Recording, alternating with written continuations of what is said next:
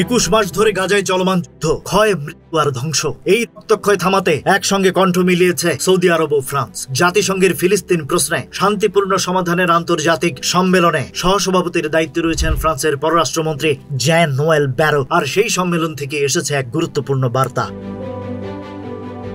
স্পষ্ট, সময় সীমাবদ্ধ, অপরিবর্তনীয় পদক্ষেপের মাধ্যমে দ্বিরাষ্ট্র সমাধান বাস্তবায়নের ডাক। রিয়াদ ও প্যারিসের যৌথ ঘোষণাপত্রে বলা হয়েছে, এই দীর্ঘ যুদ্ধের অবসান ঘটিয়ে গাজায় একটি অস্থায়ী প্রশাসনিক কমিটি গঠন করতে হবে, যা পরিচালিত হবে ফিলিস্তিনি কর্তৃপক্ষের আওতায়। সঙ্গে জাতিসংঘ ম্যান্ডেটে আন্তর্জাতিক স্থিতিশীলতা মিশন মোতায়েনের প্রস্তাব দেওয়া হয়েছে।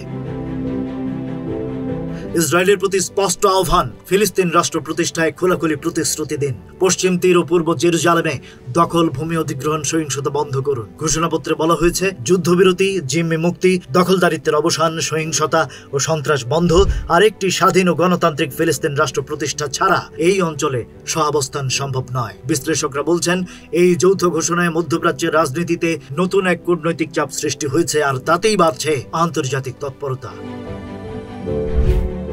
সবচেয়ে বড় বার্তা এসেছে যুক্তরাজ্য থেকে। প্রধানমন্ত্রী কিয়ার স্টারমার জানিয়ে দিয়েছেন, সেপ্টেম্বরের মধ্যেই ফিলিস্তিনকে রাষ্ট্র হিসেবে স্বীকৃতি দিতে পারে যুক্তরাজ্য, যদি যুদ্ধ বন্ধ ও শান্তি প্রক্রিয়া অগ্রগতি না ঘটে। গাজায় থেমে নেই ধ্বংসের রোলার, কিন্তু এবার শান্তির জন্য লড়াইটা শুরু হলো কূটনীতির টেবিলে। Rajib Raihan, news flash 71।